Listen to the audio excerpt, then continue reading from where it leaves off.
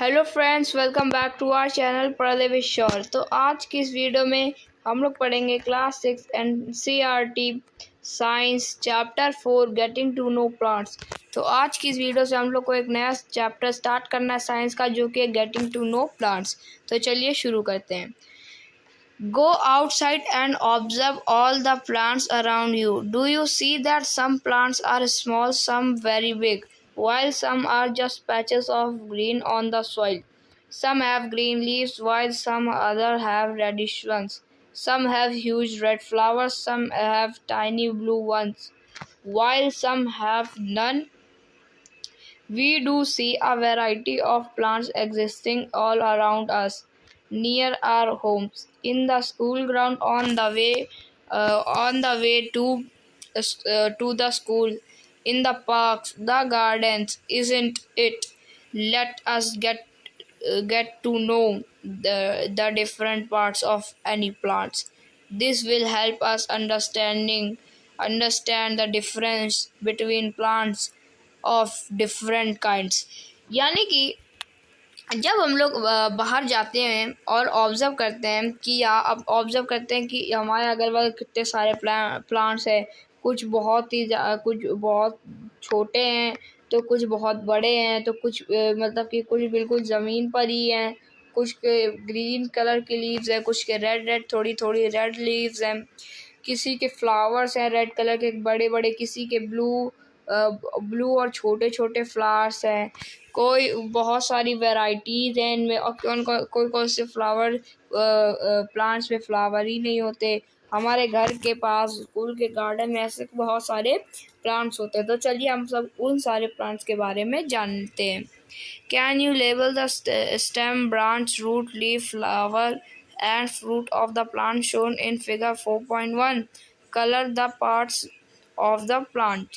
यानी कि ये जो आप लोग इधर देख पा रहे होंगे 4.1, इसमें क्या है कि आप जो जितने भी ट्रीज़ बने हैं, इन सारे ट्रीज़ के जितने भी पार्ट हैं वो क्या आप लोग लेबल कर सकते हैं। यानी कि इनमें से रूट क्या है, लीव्स क्या है, और ब्रांच क्या है, इनकी स्टेम कौन सी है। तो क्या आप ये सब लेबल कर सकते हैं। तो फिर ये जो हमारा जो टॉपिक है वो है हर्ब्स, श्रब्स एंड ट्रीज़। इससे अब हम लोग को स्टार्ट करना है। तो एक एक्टिविटी 1 के साथ स्टार्ट होता है। तो चलिए इसे भी शुरू करते हैं। Look closely at the stem and branches of plants much smaller than you, plants that are about your size, plants which are much taller than you. Feel their stem and try to bend them gently to see if they are tender or hard. यानी कि आप लोगों को उन सारी जो मतलब कि आप सब लोगों को उन ट्रीज़ या उन प्लांट्स को गौर से देखना है जो कि आपसे छोटे हैं, आपकी हाइट में है, आपकी हाइट जितने बड़े हैं और आपसे बहुत ही ज़्यादा लंबे हैं।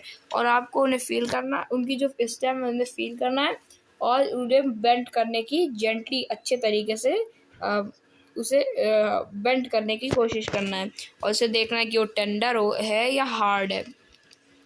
तो इधर एक टेबल है, टेबल 1.4, टेबल 1.4 जो है कैटेगरीज ऑफ प्लांट्स। तो पहले हम लोग जो हमारा टॉपिक है श्रब्स और हर्ब, श्रब्स एंड ट्रीज, उसे कंप्लीट करते हैं। फिर हम लोग को बाद में टेबल समझ आ जाएगी। Take care that the stem does not break, hug the tall plants to see how thick their stems are.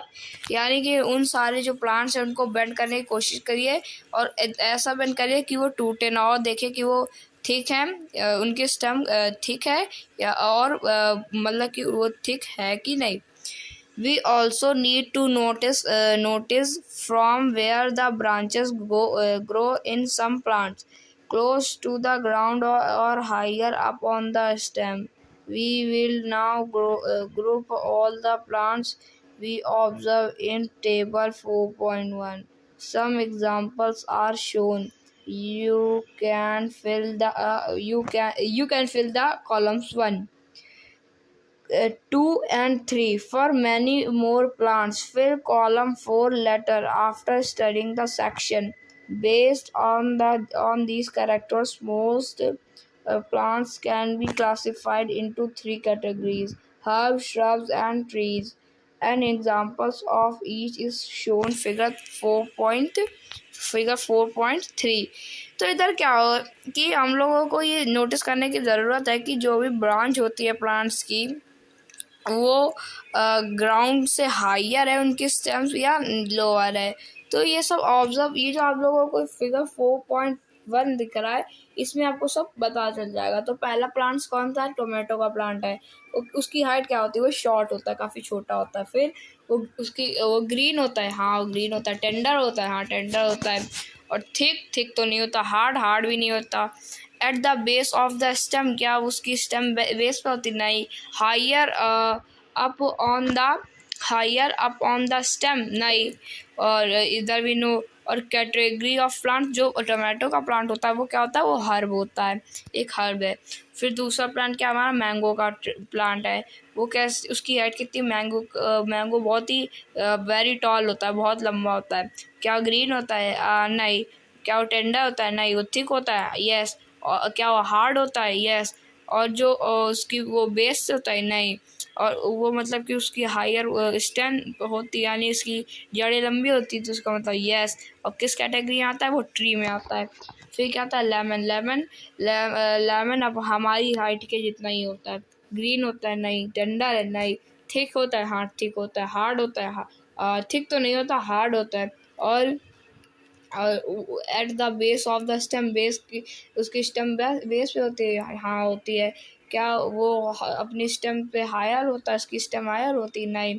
या वो क्या है फिर? किस कैटेगरी में आता है? वो श्रब में आता है। तो ऐसे बहुत सारे प्लांट्स हैं, उनको आप लोग भी ऐसे कर सकते हैं। और ये फिगर 4.3 है, जिससे आप लोग देख करके अच्छे से समझ सकते हैं कि श्रब्स, हर्ब्स और ट्री क्या होता है। जो ट्री होता है वो लंबा बहुत होता है, बड़ा बहुत होता है। ये देखिए सी नंबर ट्री है। और जो बी नंबर पे वो है श्रब। श्रब क्या होती है? श्रब काफ़ी थिक होती है लेकिन ज़्यादा बड़ी नहीं होती है। और हर्ब क्या होता है? हर्ब बहुत ही ज़्यादा छोटे होते हैं। Plants with green and tender stems are called herbs. They are usually short and may not have many branches. Some plants develop branches near a base of the stem. The stem is hard but not very thick. Such plants are called shrubs. Some plants are very tall and have hard and thick stem. The stem have branches in the upper part, much above the ground. Such plants are called trees. Based on the above characteristics, can you now classify the plants listed by you and complete column in table 4.1? Plants with weak stems that cannot be upright but spread on the ground are called creepers, while those that take support and climb up are called climbers. These are different from the herbs, shrubs, and trees. Perhaps there are some plants in your school or at home that you take care of. Write down the names of any two trees, shrubs, herbs और creepers growing in your house or home. तो इधर समझिए, यानी कि वैसे plants जो काफ़ी छोटे होते हैं, टेंडर होते हैं, और उनकी जो स्टेम होती है वो काफ़ी टेंडर होती है, वो बहुत ही छोटे होते हैं, वो क्या, वो हर्ब्स कहलाते हैं। यानी उनकी ब्रांचेस कुछ होती नहीं है, वो काफ़ी छोटे से भी होते हैं, तो वो हर्ब्स कहलाते हैं, जैसे टोमेटो का ट्री है।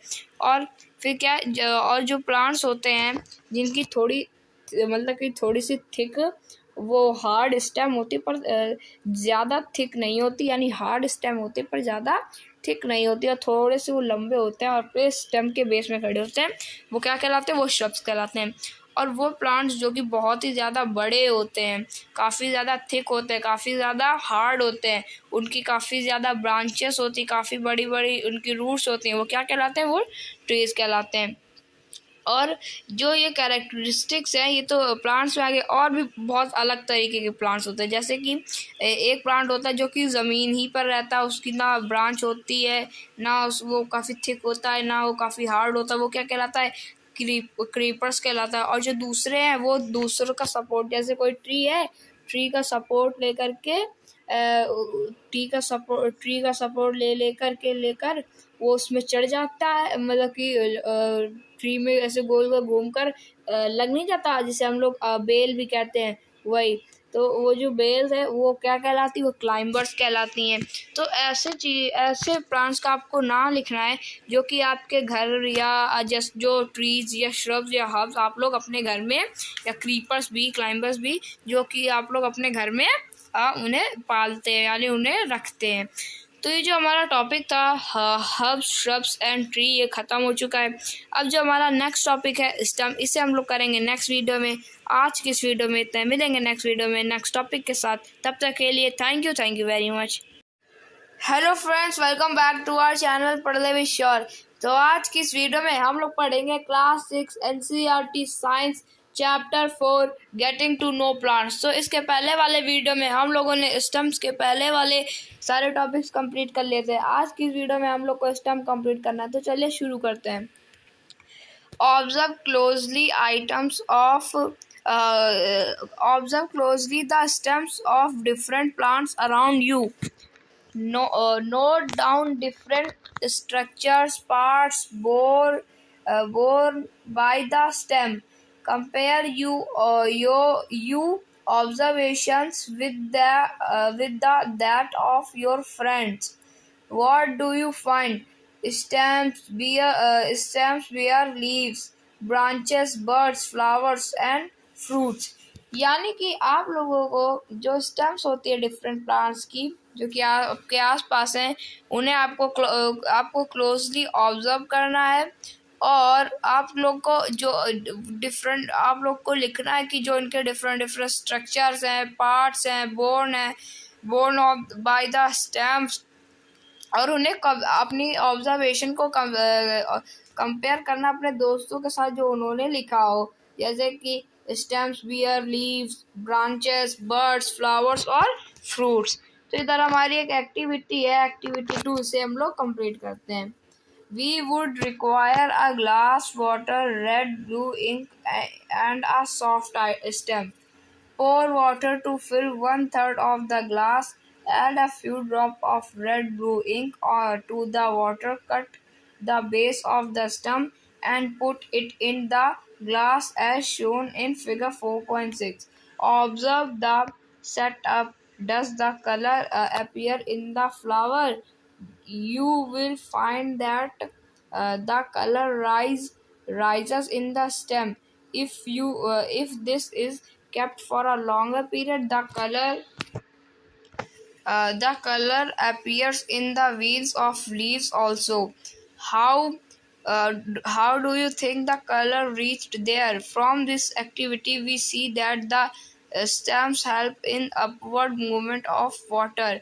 The water is minerals go to leaves and other plant parts attached to the stem. यानी कि यहाँ पर क्या है कि जो एक्टिविटी है इसमें क्या है, आपको एक ग्लास वाटर और रेड ब्लू इंक और एक सॉफ्ट स्टेम वाले प्लांट की ज़रूरत पड़ेगी। तो उसके लिए क्या करना, फिर आपको उसके बाद क्या करना होगा कि आपको उस ग्लास में 1/3 यानी कि आधे से थोड़ा सा ज़्यादा पानी उसमें भर देना है ग्लास में। और जो स्टेम है उसकी जो एक जगह से उसको काट लीजिएगा, और उसके बाद आपको उस ग्लास में रख देना है। और आपको या फिर ब्लू या रेड इंक आपको चाहिए होगी, उसे आप लोग वाटर में ऐड कर दीजिएगा और प्लांट को पानी के अंदर रख दीजिएगा, यानी ग्लास में जो पानी होगा उस पर रख दीजिएगा।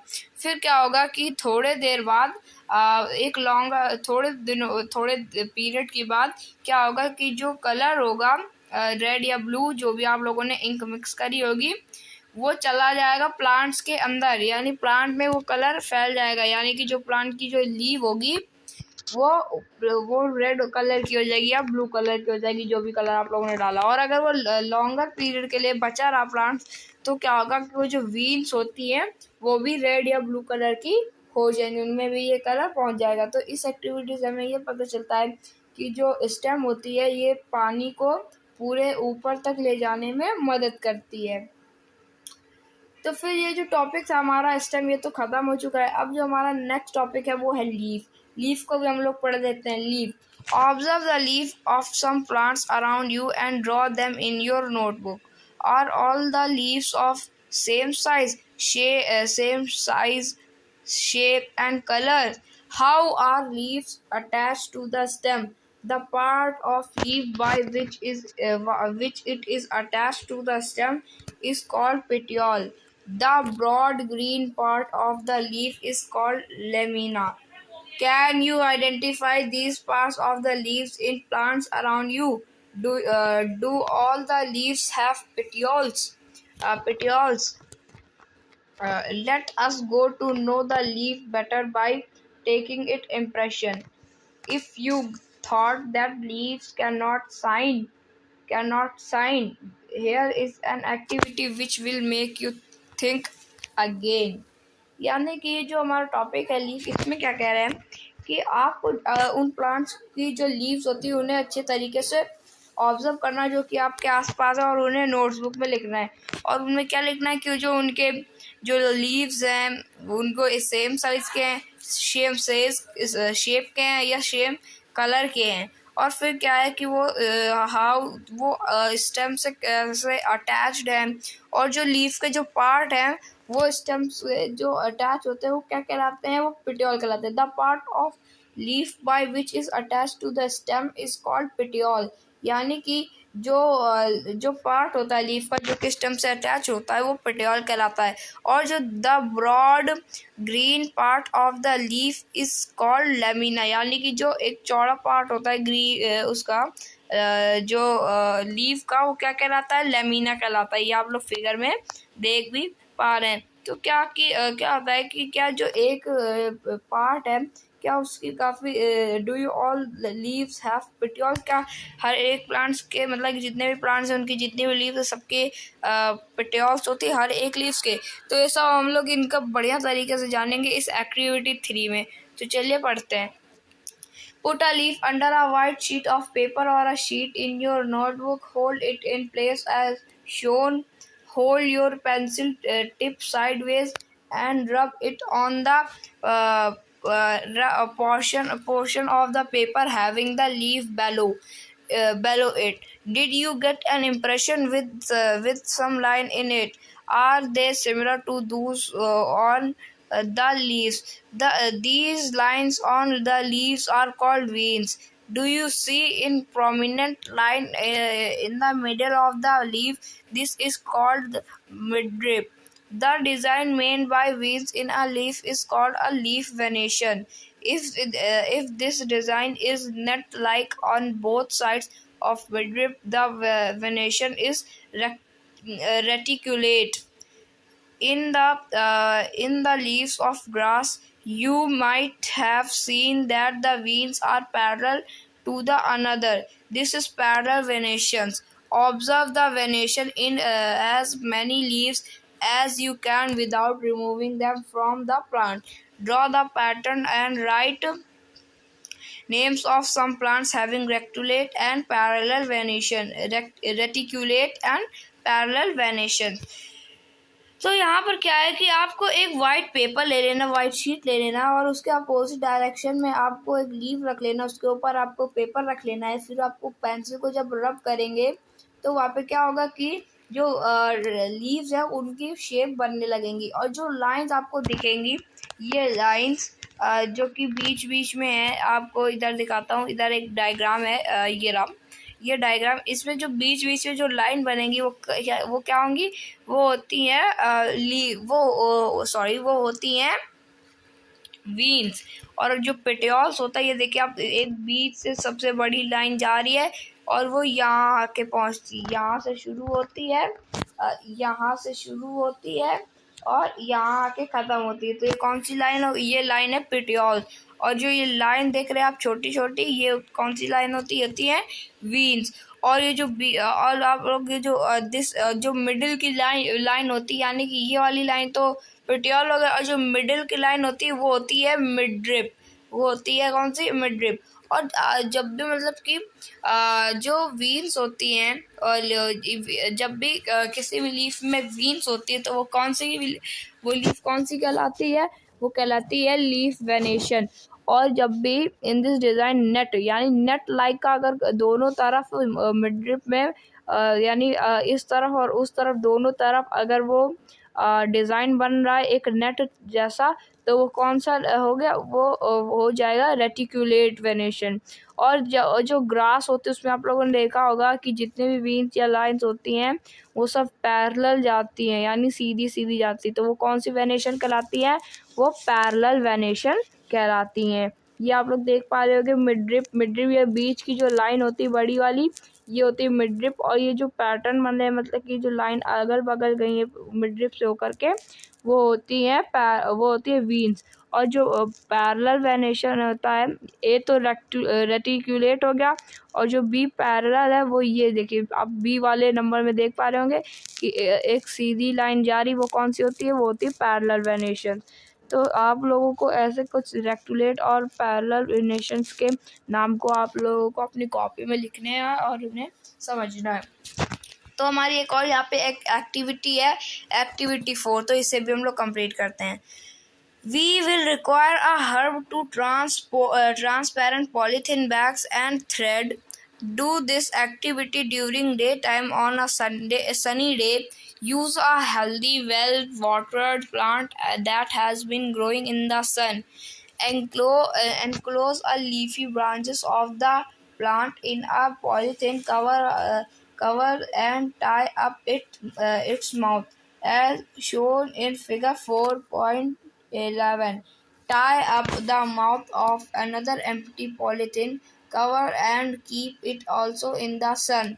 After a few hours, observe the inner surface of the cover. What do you see? There are any droplets of water? How do you think they got there? Don't forget to remove the polythene bag after the activity.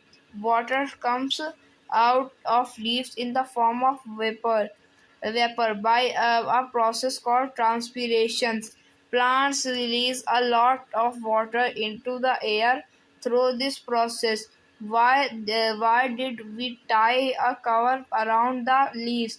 Would we have seen the water evaporate if we had not tied a polythene cover? What makes the water appear on the polythene bags? In chapter 5, we notice water changing into different forms of in some of our activities. Can you think of these and name the process that makes water drops appear on the polythene covers? Leave also have another function. Let us study this. यानी कि हम लोग को एक herb की requirement होगी और 2 transparent polythene bag और थ्रेड की। उसमें क्या होगा फिर आप लोगों को एक सनी डे यानी कि खूब धूप निकली हो उस दिन किसी ऐसे प्लांट्स को लेना है जो धूप में रहता हो, मतलब कि जो धूप में ही ग्रो करता हो, और उसके क्या करना कि आपको एक पार्ट को आपको उसको पॉलीथीन से कवर कर देना, पूरा प्लांट नहीं करना, एक पार्ट को कवर कर देना है। और फिर कुछ घंटे बाद आप लोग उधर देखेंगे तो क्या होगा कि वो जो प्लांट है वो उस प्लांट से वो उस पॉलीथीन के अंदर आपको क्या वाटर ड्रॉपलेट्स दिखेंगे। और वो वाटर ड्रॉपलेट्स क्या शो करते हैं, इसका मतलब ये होता है कि जो प्लांट्स होते हैं वो बहुत ज़्यादा जो वाटर वेपर होते हैं उन्हें जो ऑक्सीजन है उनमें हवा में छोड़ देता है, और जो इससे क्या होता है कि जो ऑक्सीजन है वो वाटर के साथ आती है। तो क्या ये ज़रूरी था कि पॉलीथीन लगा करके, और आप लोग को ये नहीं भूलना है कि जो पॉलीथीन है उसे बाद में हटाना भी है। आपको उसके एक्टिविटी ख़त्म होते ही आपको पॉलीथीन हटा भी देना, नहीं तो प्लांट ख़राब हो जाएगा। आपको ये भूलना मत कि प्लांट पॉलीथीन को हटाना ही नहीं है, उसको बाद एक्टिविटी के बाद आपको प्लांट को पॉलीथीन को हटा ही देना है। तो फिर क्या होता है कि जो तो जो वाटर वेपर होते हैं जो कि रिलीज होते हैं प्लांट्स, जो प्लांट रिलीज करते हैं वाटर ड्रॉपलेट्स को वेपर बना के, तो इस प्रोसेस, ये कोई प्रोसेस भी होगा, तो इस प्रोसेस को क्या कहते हैं? इस प्रोसेस को कहते हैं ट्रांसपीरेशन। ट्रांसपीरेशन एक प्रोसेस होता है जो कि प्लांट्स करते हैं, जिसमें क्या होता है कि जो वाटर वेपर है वो हवा में चला जाता है। क्या ये ज़रूरी था कि जो पॉलीथीन है इसको कवर करना चाहिए? हाँ, ये ज़रूरी था, क्योंकि जो पॉलीथीन बैग होता है उसको आप लोग इतनी टाइट से बांधेंगे तो क्या होगा कि हवा जो है वो बाहर नहीं निकल पाएगी, कवर ही रहेगी, और जिसमें जितना भी वाटर ड्रॉपलेट्स है वो सब उसी में रह जाएगा। तो ऐसे और भी फंक्शन है जो लीव्स के हैं, उनके बारे में भी हम लोग पढ़ेंगे। तो ये जो एक्टिविटी 4 थी, ये इसीलिए जो लीव्स के फंक्शन थे इसके बारे में बताया, और भी बहुत सारे लीव्स के फंक्शन जो कि एक्टिविटी 5 में दिए गए हैं। तो आज की इस वीडियो में इतना ही। मिलेंगे नेक्स्ट वीडियो में नेक्स्ट टॉपिक के साथ, जो कि है एक्टिविटी 5। तब तक के लिए thank you very much. Hello friends, welcome back to our channel Pralay Vishwas. तो आज की इस वीडियो में हम लोग पढ़ेंगे class 6 NCERT science chapter 4 getting to know plants. तो आज की इस वीडियो में हम लोगों को एक्टिविटी 5 से पढ़ना है। तो इसके पहले वाले वीडियो में हम लोगों ने एक्टिविटी 5 के पहले वाले सारे एक्टिविटीज़ और टॉपिक्स कंप्लीट कर लिए थे। आज की इस वीडियो में हम लोग को एक्टिविटी 5 स्टार्ट करनी है। तो चलिए शुरू करते हैं।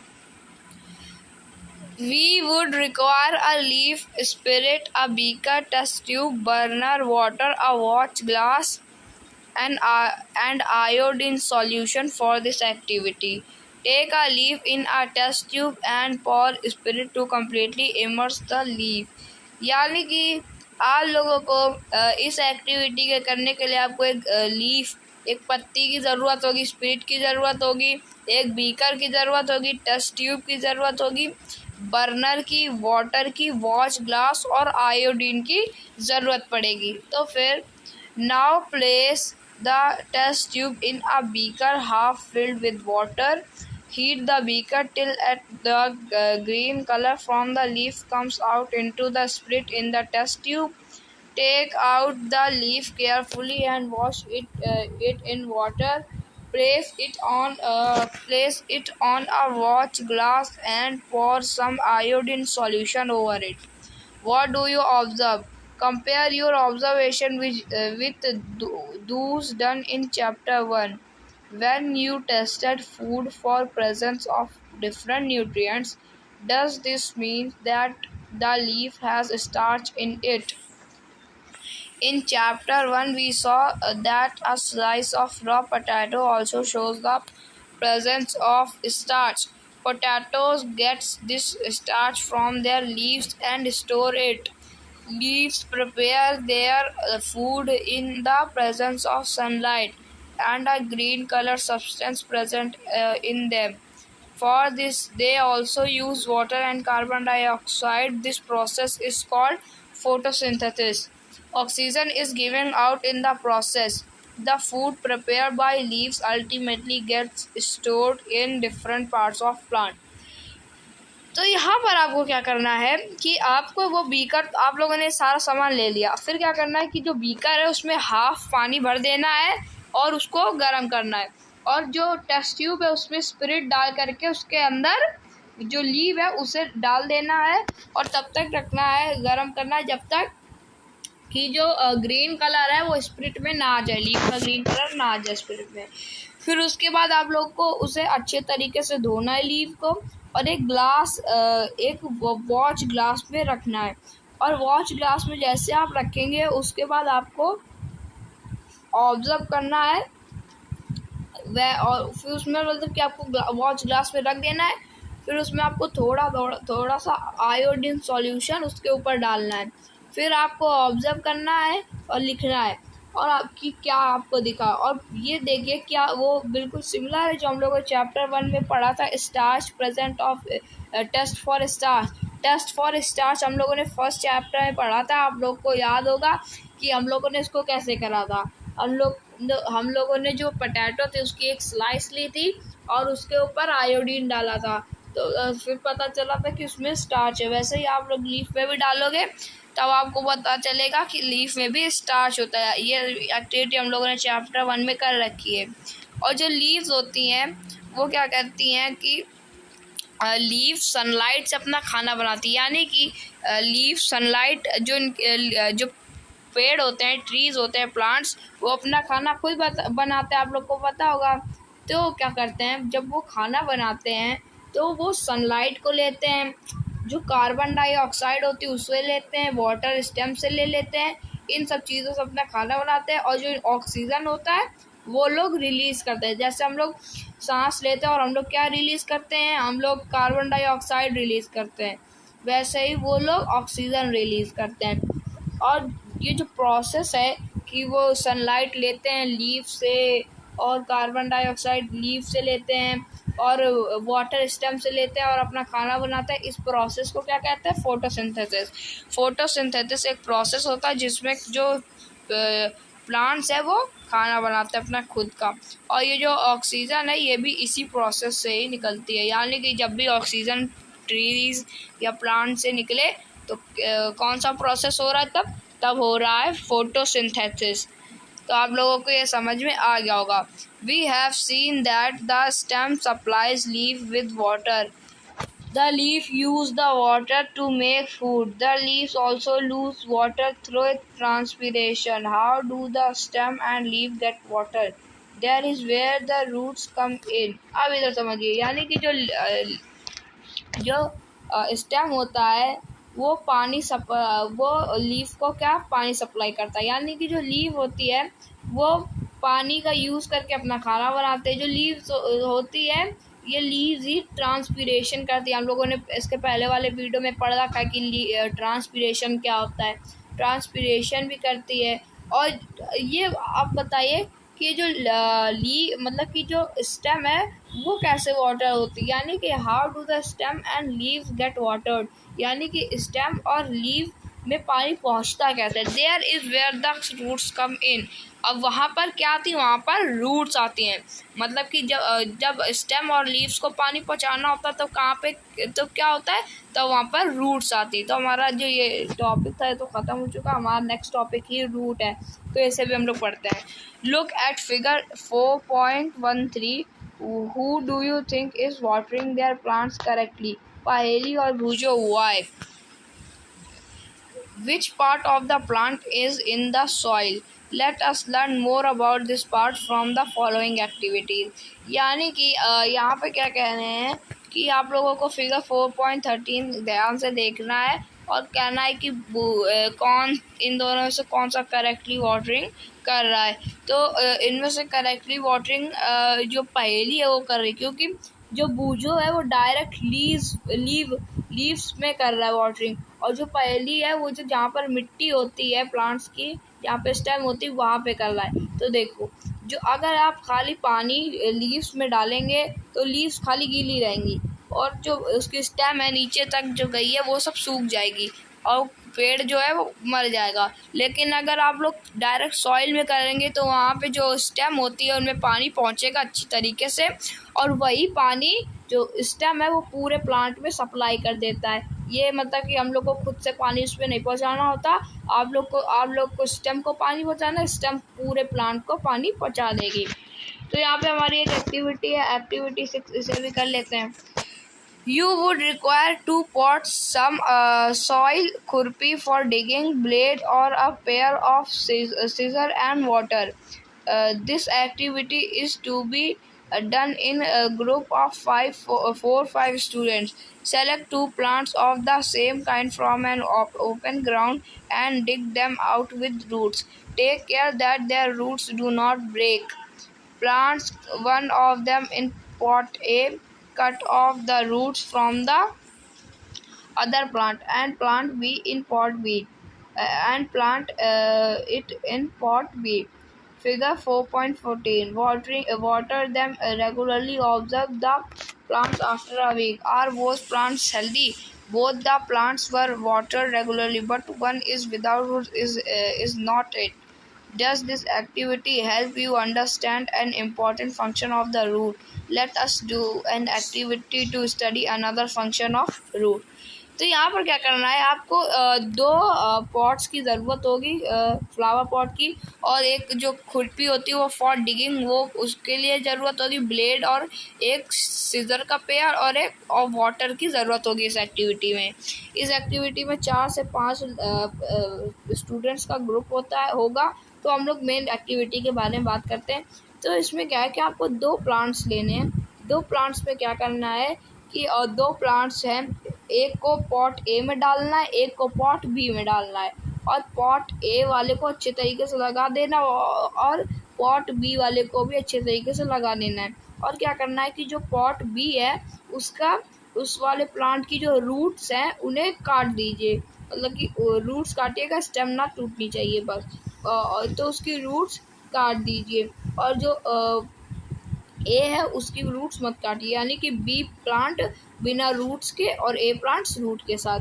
फिर उसके बाद आप लोग उसको रेगुलर पानी देना है, रेगुलर दोनों प्लांट्स को रेगुलर पानी देना है। उसके बाद जब आप 1-2 वीक बाद देखेंगे तो जो पॉट ए में जो था जिसकी रूट्स थी वो तो काफ़ी ठीक ठाक है, लेकिन जो पॉट बी में था जिसकी रूट्स आप लोगों ने काट दी थी वो प्लांट मर जाएगा। अब आपको पता है इसमें क्या हुआ, क्यों? क्योंकि देखिए जब भी आप लोग पानी डालते तो वो पानी कहाँ जाता, सॉइल में जाता। सॉइल से देख रहे हैं आप, ये पानी सॉइल में अंदर चला जाता, और ये जो स्टेम है ये पूरे प्लांट के अंदर पानी सप्लाई हो जाता। लेकिन इस प्लांट बी में आप लोगों ने इसकी रूट्स काट दी, तो अब इसके अंदर पानी तो जा नहीं पाएगा, बस बाहर ही से बाहर थोड़ा बाहर पानी पड़ता रहेगा, अंदर तो पानी जा नहीं पाएगा, इसलिए ये मर जाएगा। फिर हमारी जो एक्टिविटी थी, एक्टिविटी 6 ये तो ख़त्म हो चुकी है। अब जो हमारी नेक्स्ट एक्टिविटी है वो है एक्टिविटी 7, इसे भी कर लेते हैं। We would require seed of gram and maize, cotton wool katori and some water. Take 2 katoris bowls, place some wet cotton in them. Put 3 or 4 seeds of gram in one and maize in the other. Keep the cotton wet by sprinkling water every day until the sprouts have grown into young plants. After a week, try to separate the young plants from the cotton. Was it easy to separate the cotton from the roots? Why? In activity 6, we could not pull out the plants from the soil, right? We dug them out. This is because roots help in holding the plant firmly to the soil. They anchor the plants to the soil. You have seen that there are different kinds of stem and leaves. Do the roots also show a variety? Let us find out. यानी कि यहाँ पे क्या करना है कि आप लोगों को ग्राम, एक सीड होता है ग्राम, उसकी ज़रूरत होगी। मेज, कॉटन, वूल और कटोरी यानी बाउल की ज़रूरत होगी, और उसमें क्या करना है आपको, थोड़ा सा पानी भी ज़रूरत होगी। तो आपको एक कॉटन ले लेना है, कॉटन का कोई भी क्लॉथ, और उसमें आपको उसको गीला कर देना कॉटन क्लॉथ को, और उसमें जो ग्राम्स होते हैं उन्हें रख देना है। और फिर थोड़ी देर बाद क्या होगा कि उस ग्राम में क्या हो जाएंगे, रूट्स, मतलब कि वो ग्रो हो जाएंगे, वो उनके स्प्राउट्स बन जाएंगे। फिर आप लोगों को उसे कॉटन से अलग करना है। क्या वो इजी होगा? हाँ, वो इजी होगा। क्यों? क्योंकि आप लोगों ने एक्टिविटी 6 में क्या देखा था कि जब हम लोगों ने सॉइल के अंदर वो प्लांट्स लगाया था तो हम लोग उनको हाथ से नहीं निकाल रहे थे, हम उन्हें खोद खोद के निकाल रहे थे। क्यों? क्योंकि उनकी रूट्स काफ़ी मजबूत हो गई थी। इसीलिए ये जो रूट्स है ये काफ़ी इम्पोर्टेंट रोल प्ले करती है किसी प्लांट्स को या ट्री को खड़ा रखने में। अब इधर देखते, आप लोग देखते होंगे जब भी कोई भी हवा खूब तेज़ चलती है या स्ट्रोम आता है, खूब तेज़ हवा आने लगती है, तूफान जब आता है तो बहुत सारे ट्रीज़ इतनी तेज़ तेज़ हिलते हैं हवा में, लेकिन कुछ तो गिर जाते हैं, लेकिन कुछ तो ट्रीज़ गिरते नहीं है, इतनी तेज़ हवा चलते फिर भी वो खड़े रहते हैं। ऐसा क्यों? क्योंकि जो उनकी रूट्स होती है वो काफ़ी मजबूत हो चुकी है और वो ज़मीन के काफ़ी अंदर तक जा चुकी है। तो इसी में जो रूट्स हैं ये ट्री प्लांट्स को एंकर करने मदद करती है। एंकर करना मतलब कि एक जगह खड़े रखने में मदद करती है। तो ये जो हमारी एक्टिविटी 7 थी ये तो कंप्लीट हो चुकी है। अब जो हमारी नेक्स्ट एक्टिविटी है वो है एक्टिविटी 8। ये अब हम लोग करेंगे नेक्स्ट वीडियो में। आज की इस वीडियो में इतना, मिलेंगे नेक्स्ट वीडियो में नेक्स्ट टॉपिक के साथ। तब तक के लिए thank you very much. Hello friends, welcome back to our channel Padhle with short. तो आज की इस वीडियो में हम लोग पढ़ेंगे class 6 NCERT science chapter 4 getting to know plants. तो आज की इस वीडियो में हम लोगों को एक्टिविटी 8 से स्टार्ट करना है। तो इसके पहले वाले वीडियो में हम लोगों ने एक्टिविटी 7 और 6 सारी ख़त्म कर ली थी, इसके पहले की जितनी भी एक्टिविटीज़ थी। आज की वीडियो में हम लोग को एक्टिविटी 8 स्टार्ट करना है। तो चलिए शुरू करते हैं। Study figure 4.16 A and B carefully. Now look at the roots of the gram plants you have pulled out from the cotton in the previous activity. Do they look like the roots shown in figure 4.16A or those in figure 4.16B? How about the roots of maize plants? Write gram or maize in the blank space in the figure after matching the roots with the fingers. In what ways are the roots of grams and maize similar? In what ways are they different? There seems to be two different types of roots, isn't it? Are there also other type of roots? Let us find out. तो इधर क्या है कि आप लोगों को ये जो डायग्राम्स है इन्हें केयरफुली देखना है और बोलना है, बताना है कि इनमें से किन की जो रूट्स है वो सिमिलर है। मतलब कि देखिए इधर कि राइट ग्राम और मेज in the blank space in the figure after matching the roots with the figure. यानी कि इनमें से बताना है कि कौन सी रूट किस फिगर की है, और मतलब बताना है कि कौन से ग्राम की है और मेज, यानी कि इनमें से आपको बताना है। तो ए वाली जो है रूट्स ऑफ मेज है, यानी फर्स्ट वाली रूट्स ऑफ मेज है और सेकंड वाली रूट्स ऑफ ग्राम है। तो ये तो हम लोगों ने पढ़ लिया, आप लोग भी इनको अच्छे तरीके से समझ सकते। तो ये हमारी एक्टिविटी थी, काफ़ी छोटी सी थी। अब इसमें हम लोग को और जाननी है, वो है हमारी एक्टिविटी 9 में। तो इसे पढ़ते हैं। Go to an open ground where many wild plants are growing. Dig out a few, wash the soil of the roots and observe them. Do you find that all of them have either the kinds of roots shown in figure 4.17A or as in figure 4.17B? For roots of the kind shown in the main roots is called tap roots, and the smaller roots are called lateral roots. Plants with roots as shown in figure 4.17b do not have a main root. All roots seem similar, and these are called fibrous roots. Separate the plant you have collected into two groups. In group A, put those that have tap roots. In the group B, those that have fibrous roots. Look at the leaves of the plants in group A. What kind of venation do they have? Kind of venation do you see for plants of group B? Do you notice that leaf venation and the type of roots in a plant are related in a very interesting way? In table 4.2, can you match the type of leaf venation and the type of roots for some plants you have studied in all the activities so far?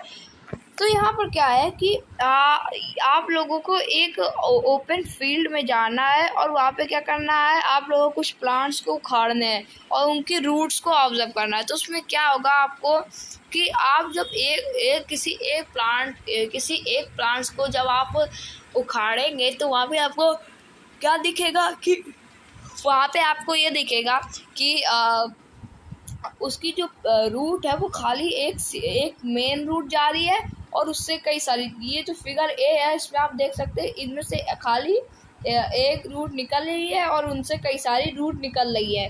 तो जो main की जो बड़ी वाली root होती है वो होती है टैप रूट, और जो इनकी छोटी छोटी रूटें निकली हुई हैं अलग अलग वो होती हैं लैटरल रूट्स। फिर आप लोग किसी और प्लांट्स को खोदेंगे, उनको मतलब कि उन्हें उखाड़ेंगे तो उसकी रूट्स आपको कैसी दिखेंगी, उनमें दिखेगी सारी जो रूट्स है वो एक जैसे सिमिलर है, उनमें कोई भी मेन रूट्स नहीं है, बाकी सब एक ही जैसे दिख रही।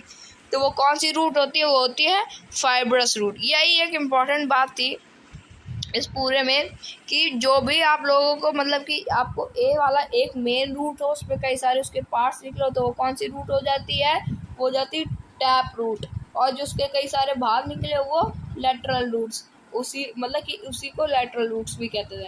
और जो फाइब्रस रूट है उसमें सारी जड़ें एक जैसी दिखती हैं।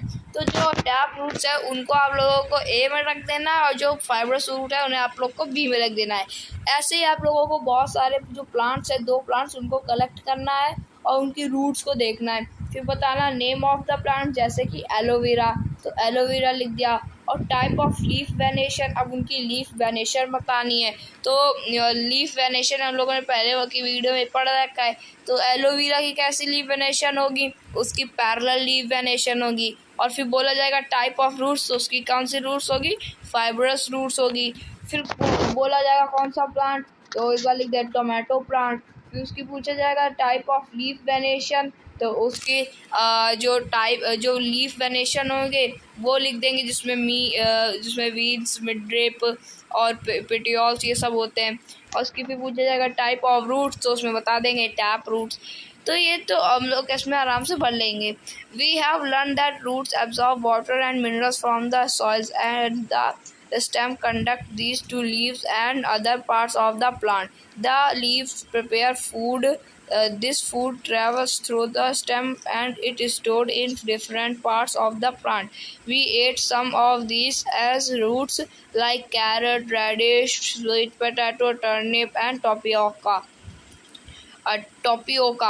We also eat many other parts of the plant where food is stored. Do you agree the stem is like a street with two-way traffic? Write the names of material that goes up in the stem and that which comes down. In the next section, we will study about the structure of a flower. तो यहाँ पर क्या है कि आप लोगों ने पढ़ा होगा, आप लोग जानते होंगे कि जो रूट्स होती हैं वो पानी को, मिनरल्स को सॉइल से एब्जॉर्ब करती है, और पूरे प्लांट्स के जितना भी प्लांट्स है रूट्स, उनको हर पार्ट्स को प्लांट सब फूड और जो भी मिनरल्स, वाटर है वो सब प्रोवाइड करते हैं। जो रूट्स होती है वही पानी खींचती है, स्टेम में भेजती है, और जो स्टेम है वो पूरे प्लांट में पानी सप्लाई कर देता है। और जैसे आप लोगों ने देखा होगा, आप लोग जानते होंगे कि हम लोग बहुत सारे प्लांट्स की जो रूट्स होती है उन्हें खाते हैं, जैसे कि रेडिश, मूली, गाजर, टोपियोका और टर्निप, ये सब हम लोग मतलब कि इन सब की जो रूट्स होती है वही सब हम लोग खा लेते हैं। तो आप लोग इसे जानते होंगे। तो इसकी जो नेक्स्ट सेक्शन है, तो अब जो इसका जो नेक्स्ट सेक्शन है उसमें हम लोग जो फ्लावर होती है, फ्लावर के जो पार्ट्स होते हैं उनके बारे में जानेंगे। तो जो हमारा नेक्स्ट टॉपिक है वो है फ्लावर, तो इसे भी पढ़ते हैं। You are shown 3 branches of a rose in figure 4.19 A, B and C. Which one will help you best to recognize the plant?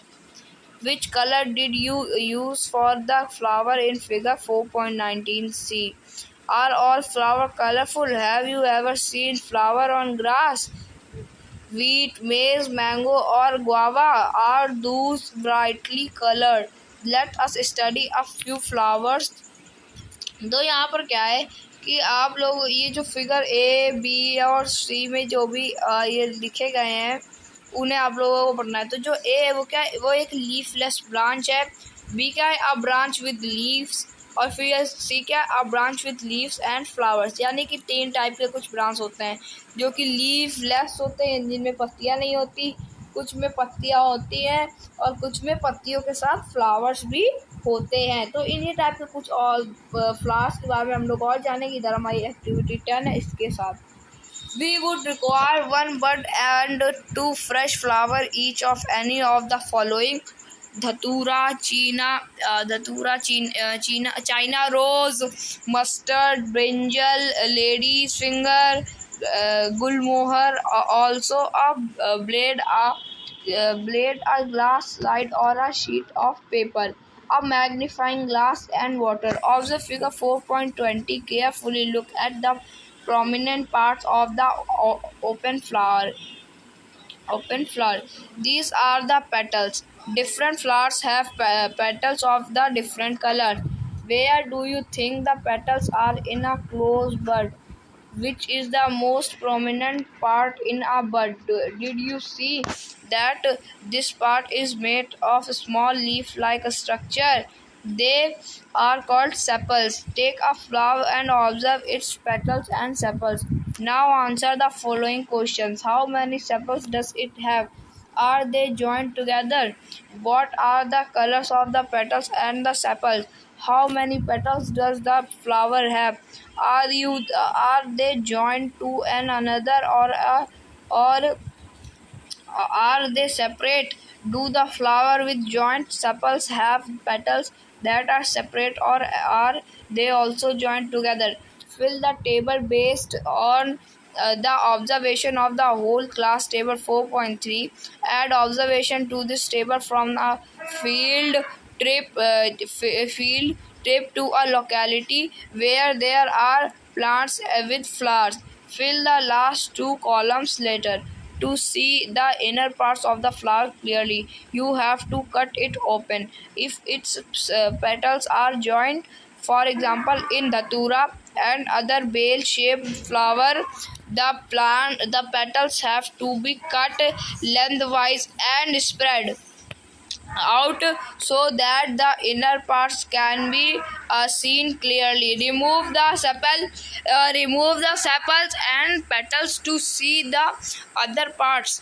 Study the figure 4.22.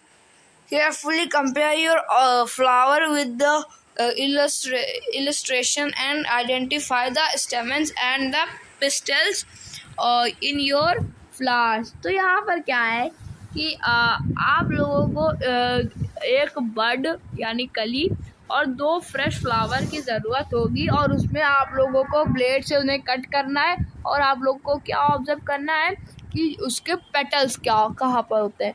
Petals क्या होते हैं? जो फ्लावर्स होते हैं, फ्लावर की आप लोगों ने सुनी होंगी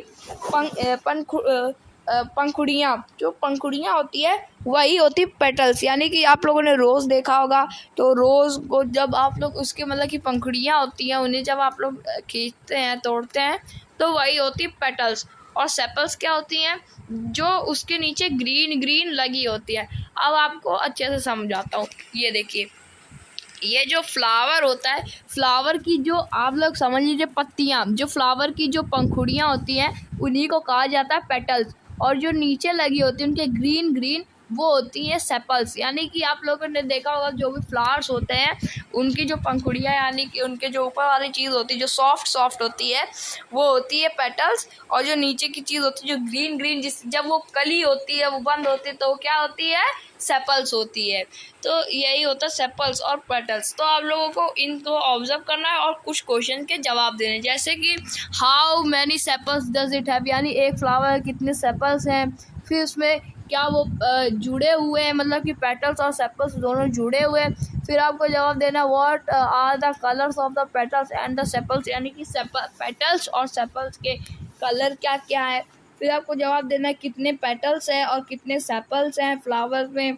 फिर बताना है कि वो दोनों जॉइंट है या सेपरेट हैं। फिर बताना है कि वो पेटल सेपल सेपरेट है या अलग अलग हैं या फिर जॉइंट टुगेदर हैं। तो ऐसे कुछ क्वेश्चंस को आप लोगों को उनको देख करके जवाब देना है, और बहुत सारे जो फ्लावर्स हैं उनको भी जवाब देना है। यहाँ पर एक टेबल दी गई है, टेबल 4.3 ऑब्जर्वेशन ऑन फ्लावर्स। इसे हम लोग कर लेते हैं। देखिए इधर लिखा है नेम ऑफ द फ्लावर या प्लांट, तो फ्लावर का नाम क्या है? Rose. Number and colour of sepals, यानी कितने जो रोज है उसमें कितने सेपल्स होते हैं? बहुत सारे सेपल्स होते हैं। कलर आप अपने मन का भर सकते हैं। Number and colour of the petals, अब रोज में कितने पेटल्स हैं आप लोग गिनिए। हर एक रोज में अलग अलग होते हैं, तो आप लोग अपना रोज देखिए और बताइए उसमें कितने पेटल्स हैं। जैसे 5 पेटल्स है मेरे में, तो मैं 5 लिख दूंगा। और कौन से कलर का? आपका रोज येलो कलर का हो या पिंक कलर का हो या रेड हो, तो आप लोग वो भी भर सकते हैं। तो मेरा तो इधर कलर में क्वेश्चन मार्क इससे लगा कि आप लोगों को अपने कलर का ढूंढना है। फिर क्या है कि आर द सेपल्स जॉइंट और सेपरेट, क्या जो सेपल्स हैं वो पेटल के साथ जॉइंट है? नहीं, वो सेपरेट है, तो इधर सेपरेट लिखा है। फिर क्या आर द पेटल्स जॉइंट और सेपरेट, तो जो पेटल्स है वो क्या जॉइंट है? नहीं, तो इसे भरा ही नहीं गया। फिर क्या स्टेमेंस आर दे फ्री और जॉइंट टू पेटल्स, जो स्टेमन होती है। अब आपको बता दो स्टेमन क्या होती है। जो नीचे का चीज़ होती है स्टेमन वही होती है, यानी कि ये जो चीज़ होती है वो स्टेमन होती है, यानी कि रोज से जो स्टेमन है क्या वो जुड़ी हुई है? नहीं, फ्री है वो। पिस्टिल प्रेजेंट एब्सेंट, की जो पिस्टिल है वो है या नहीं है? पिस्टिल है प्रेजेंट, इसलिए। वैसे आप लोग कोई दूसरा भी ले सकते हैं और आंसर दे सकते हैं। तो जो compare your flower with the illustration and identify the stamens and pistil in your flower. Look at figure 4.23 carefully. It shows different kinds of stamens present in different flowers. Can you recognize the two parts of the stamens in your flower? How many stamens are there in your flower? Draw one stamen and label its parts. तो यहाँ पर क्या है कि जो stamens होती हैं वो जो फ्लावर्स होते हैं, फ्लावर्स के बीच में जो डंडे जैसे कुछ खड़े नहीं होते, ये देखिए जो येलो येलो पार्ट आपको दिख रहा है, यही होते हैं स्टेमन। यानी कि इनकी जो मतलब कि जो डंडी है, ये इनका जो डंडी सीधी सीधी गई, उन सीधी सीधी को अब इधर देखिए जो पेड़ होता है उसका जो पेड़ का जो सीधे सीधे ट्रंक जाता है उसे क्या कहते हैं? उसे कहते हैं स्टेम। और जो प्लांट्स, ये जो स्टेमन है ये भी क्या है? ये भी स्टेम है, लेकिन फ्लावर के अंदर, इसलिए स्टेमेंस हो गया इसका नाम। और जो स्टेमन के ऊपर ये आप इधर दिखाता हूँ, ये तो ये जो आप लोग देख पा रहे हैं ये फ्लावर्स के अंदर होते हैं, आप लोगों ने देखा होगा। तो ये जो इसके नीचे नीचे ये जो लाइन बड़ी बड़ी इसकी जो लाइनें हैं ये क्या कहलाती हैं? स्टेमन्स कहलाती हैं। और जो इसके ऊपर वाली चीज़ें हैं जो फ्लावर जैसा है ये क्या कहलाता है? ये कहलाता है एंथर्स, यानी ये एंथर्स कहलाता है। और पिस्टिल ये कहलाती है, यानी इसके नीचे वाली जो चीज़ होती है वो पिस्टिल कहलाती है। ये पिस्टिल कहलाती है। पार्ट्स ऑफ अ पिस्टिल, ये जो पूरे चीज़, ये तो पूरी चीज़ ही पिस्टिल है और ये सारी चीज़ स्टेमेंस है। ये पार्ट ऑफ स्टेमेंस है और ये पूरी पिस्टिल है। तो ये आपको फिगर देख करके काफ़ी अच्छे से ऑब्जर्व करना है और समझना है। The innermost part of the flower is called pistil. If you cannot see it completely, remove the remaining stamens. Identify the parts of the pistil with the help of figure 4.24. Draw a neat label diagram of the pistil in your flower. Of your flower, यानी कि जो pistil होता है वो काफ़ी inner, मतलब कि काफ़ी अंदर तक होता है। इधर आप लोग देख ही पा रहे होंगे कितने अंदर ये पिस्टिल फ्लावर के होता है। अभी तो ये इसकी जो फ्लावर्स पंखुड़ियाँ होती है वो हटाई गई है, नहीं तो फिर ये दिखता भी नहीं है। अब ये फिगर आप देख पा रहे हो, इसमें आप लोग देखिए कहीं पे आपको दिख रहा है पिस्टिल? नहीं दिख रहा होगा। तो ये काफ़ी अंदर तक होता है और इसे अगर आपको अच्छे तरीके से देखना है तो आपको फ्लावर की जो कुछ पंखुड़ियाँ उनको हटा देना, तो आपको अच्छे तरीके से दिख जाएगा। और आपको अपने फ्लावर का एक नीट अच्छे तरीके से नीट लेबल, यानी कि अच्छे तरीके से उसको लेबल करके उसका डायग्राम बनाना आपको अपनी क्लास वर्क कॉपी में। तो ये जो हमारी एक्टिविटी थी, एक्टिविटी 10, ये तो ख़त्म हो चुकी है। तो अब जो हमारा नेक्स्ट एक्टिविटी है वो एक्टिविटी 11 ही हम लोग करेंगे नेक्स्ट वीडियो में। आज की इस वीडियो में इतना, मिलेंगे नेक्स्ट वीडियो में नेक्स्ट टॉपिक के साथ। तब तक के लिए thank you very much. Hello friends, welcome back to our channel Padhle with show. तो आज की इस वीडियो में हम लोग पढ़ेंगे class 6 NCERT science chapter 4 getting to know plants. तो आज की इस वीडियो में हम लोगों को एक्टिविटी 11 से स्टार्ट करना है। तो उसके पहले वाली वीडियो में हम लोगों ने एक्टिविटी 10 कंप्लीट कर ली थी। तो आज की इस वीडियो में हम लोग को एक्टिविटी 11 स्टार्ट करना है। तो चलिए शुरू करते हैं। Let us now study the structure of ovary. Figure 4.24. It is the lowermost and swollen part of the pistil. We will cut this part to study what is inside. Look at figure 4.25a and b carefully to understand how to cut the ovary of a flower. Cut the ovary in two different ways as shown in figure 4.25. To prevent them from drying, put a drop of water on each of the two pieces of the ovary you have cut. यानी कि यहाँ पे क्या करना है, अब आपको अच्छी तरीके से समझना ओवरी का स्ट्रक्चर। ओवरी क्या होता है? जो एक ओवरी जो होती है वो फ्लावर के एक इनर मोस्ट पार्ट होती है, यानी कि जो पिस्टिल होता है, जो इनर मोस्ट पार्ट होता है, इसके पहले वाले वीडियो में हम लोगों ने पढ़ रखा है, कि जो सबसे अंदर होता है वो होता है पिस्टिल, और ये जो पिस्टिल होता है पिस्टिल के अंदर क्या होती है, ओवरी होता है, ओवरी के अंदर ओव्यूल्स, यानी ये सब हम लोग अभी पढ़ेंगे। तो जो ओवरी होता है उसे आप लोगों को अच्छी तरीके से काटना है और ऐसे काटना है कि वो पूरे तरह से सूख ना जाए। ये जो फिगर में आप लोग देख पा रहे हैं, इधर एक ब्लेड है, ब्लेड से वो लोग काट रहे हैं, तो आप लोग को बिल्कुल इसी तरीके से काटना है, वो मतलब कि सूखने नहीं चाहिए। और उसमें आप लोग को पानी 2 पीस में पानी डालते रहना है। Observe the inner parts of the ovary using a lens. Do you see some small bead-like structure inside the ovary? They are called ovules. Draw and label the inner parts of the ovary in your notebook. यानी कि जब आप ovary को काटेंगे तो ovary को काटने के बाद क्या आपको दिखेगा, आपको एक छोटे छोटे बॉल्स यानी छोटे छोटे पॉइंट्स, इस तरीका का आपको स्ट्रक्चर दिखेगा, इस तरीके का। तो ये जो स्ट्रक्चर होते हैं ओवरी के अंदर, ये कौन से स्ट्रक्चर होते हैं, ये स्ट्रक्चर होते हैं ओव्यूल्स। जैसा कि आपको बताया था, फ्लावर होता है, फ्लावर के अंदर पिस्टिल होता है, पिस्टिल के अंदर ओवरी होता है, ओवरी के अंदर ओव्यूल्स होता है, तो यही होता है ओव्यूल्स। तो और इसका आप लोग को अपनी नोटबुक में डायग्राम बनाना है काफ़ी अच्छे से, और उन्हें लेबल कलर भी करना है। Try to find out the names of as many flowers as you can by asking the gardener or any other person. Remember not to pluck more flowers than you need based on what you have filled in table 4.3. Answer the following questions. यानी कि आप लोगों को आप लोग ये पूछ सकते हैं उन सारे फ्लावर्स का नाम कि अपने गार्डनर से पूछ सकते हैं या फिर किसी पर्सन से। और जो फ्लावर्स है उन्हें आप लोग तोड़िएगा मत, जितनी आपको ज़रूरत हो। जैसे आपको एक की ज़रूरत है तो आप लोग एक ही तोड़िए, 2 मत तोड़िए, क्योंकि हम लोगों ने जो टेबल 4.3 है इस पर हम लोग को सारे आंसर का जवाब देना है, एक ही फ्लावर से वो हमारा हो जाएगा। Do all flowers have sepals, petals, stamens and pistil? Are there flowers that do not have one or more of these? Are there flowers which have parts of them? Then these, यानी कि जितने भी flowers हैं उनके petals, sepals, stamens, पिस्टिल्स, ये सारे जो flowers के पार्ट हैं उन्हें are there flowers that do not have one or more of this, यानी कि इनमें से बहुत सारे क्वेश्चंस हैं इसके हम लोग को आंसर देने हैं। फिर क्या है, are there flowers which have parts other than this, यानी कि ऐसे फ्लावर्स के पास बताओ जिनके ज़्यादा हैं दूसरे से। तो फिर यहाँ पे क्या है, did you find any answer which has no difference between sepals and petals? Did you find any answers flower in which the number of stamens is different from the number of petals? तो यहाँ पे आप लोगों ने ये जो question पूछे जा रहे हैं इनका क्या आप लोगों ने आंसर ढूंढना? इसमें क्या है कि स्टेमेंस और जो पेटल्स है उनके क्या नंबर ज़्यादा या कम हो रहे हैं सारे फ्लावर्स में?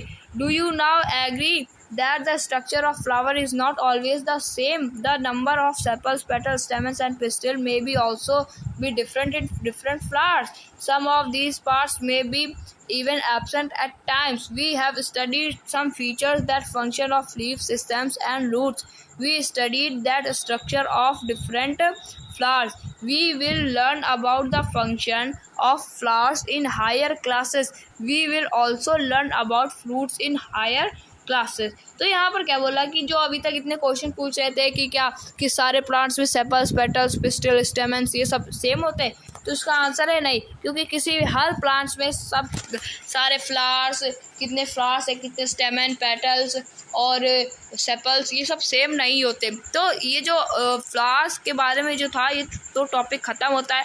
अब जो ये क्या टॉपिक बोल रहा है कि इसमें क्या लिखा है कि अब जो हम लोग फंक्शन ऑफ फ्रूट्स है, फ्रूट के जो फंक्शन होते हैं ये भी हम लोग पढ़ेंगे हायर क्लासेस में। हायर क्लास में जो फ्रूट्स के जो फंक्शंस होते हैं वो भी हम लोग को पढ़ना है। तो ये जो हमारा टॉपिक था ये तो ख़त्म हो चुका है, एक्टिविटी 11। अब जो इसी के साथ हमारा चैप्टर भी ख़त्म हो चुका है। तो अब जो हमारा नेक्स्ट वीडियो आएगा वो आएगा इसकी एक्सरसाइज के ऊपर। तो आज की इस वीडियो में इतना ही, मिलेंगे नेक्स्ट वीडियो में नेक्स्ट टॉपिक के साथ जो कि एक्सरसाइज। तब तक के लिए थैंक यू वेरी मच।